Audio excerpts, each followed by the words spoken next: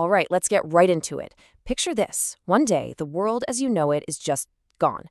About 10 years ago, these bizarre portals, or gates, started popping up all over the planet. And what came out of them? Monsters. Straight up nightmare fuel that completely upended human history forever. And yeah, humanity learned a really hard lesson real fast.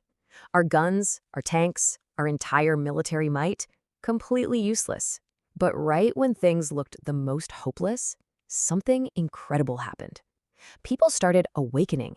Just regular folks suddenly getting magical powers. These people became our only shot, our last line of defense.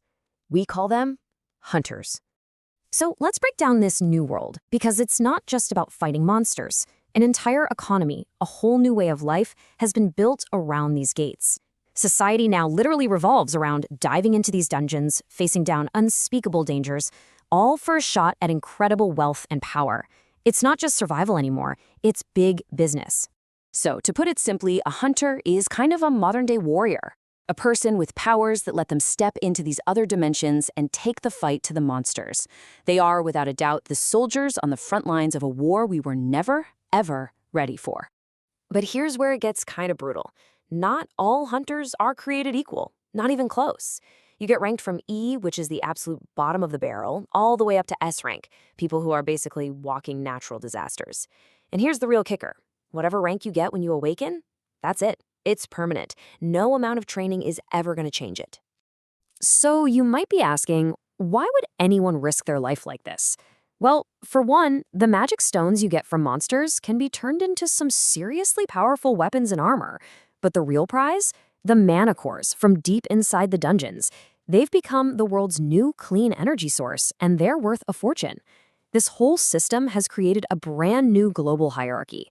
Hunters aren't just heroes, they're the engine of the entire world economy. Okay, so now that you get the big picture, the all-powerful S ranks, the high-stakes economy, let's flip the script. We're going to go from the very top of this food chain all the way to the absolute bottom. In a world full of superhumans, we're going to follow the story of the weakest one of them all, Sung Jinwoo. Just let that nickname sink in for a second. Humanity's weakest weapon. It's not just a dig, it's this cruel, running joke in the hunter community.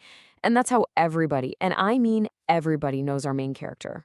Not as a hero, but as a walking disaster. And trust me, they are not exaggerating. Jinwoo is a rock-bottom E rank. He gets horribly injured in dungeons that other hunters basically sleepwalk through. He's famous for one thing and one thing only, being the weakest hunter to have ever existed. So, why does he even do it?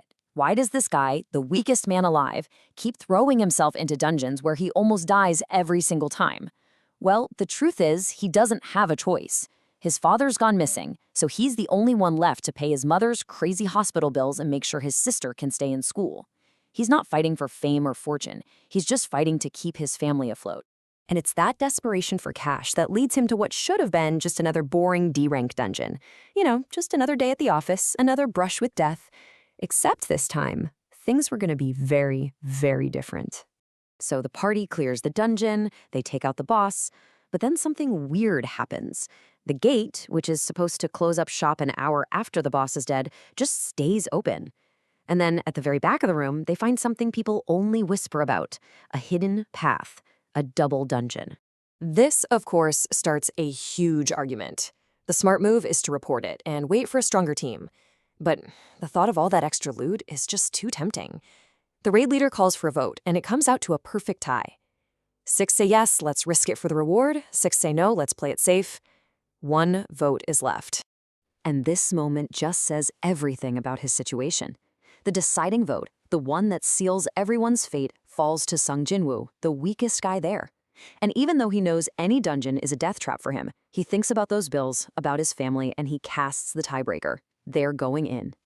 So the choice is made, and the group heads down this new, dark tunnel. They step out into a chamber that is like nothing any of them have ever seen. The air itself feels heavy. There's just this bone-deep sense of dread hanging over the entire place. But here's the thing. There are no monsters. The room is this huge circular chamber lined with these creepy giant statues. Some are holding weapons, some are holding musical instruments, and at the very far end, there's this enormous statue sitting on a throne. There's no one to fight. There's only a single stone tablet with some words carved into it. This isn't a lair, it's a temple. And the tablet lays out 3 rules. Revere the Lord, praise the Lord, prove your faith to the Lord. The hunters are just stumped. These aren't tactics, they're commandments. It's not a fight, it's some kind of riddle. But they don't get any time to figure it out. Just as they're trying to make sense of it all, the trap springs. The puzzle time is over, and the real trial begins. Suddenly, someone screams.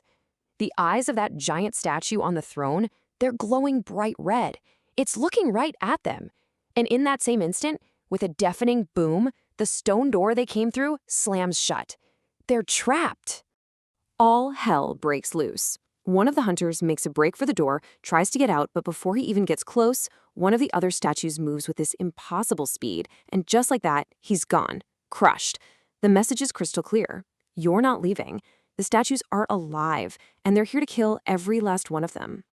So here's the turning point. While all these powerful hunters are screaming, running, and getting slaughtered, Jinwoo's mind is racing. Think about it. His whole life has been one near-death experience after another. He's only survived this long because he had to be smarter, had to be more observant than everyone else. And right in the middle of this massacre, he's the first one to realize this isn't a fight. It's a test. A twisted, deadly puzzle based on those 3 commandments. So there he is, surrounded by these unstoppable executioners, watching hunters way stronger than him get wiped out in a blink. All he has is his mind. Which brings us to the ultimate question, doesn't it? In a place where strength means nothing, what in the world can humanity's weakest weapon possibly do?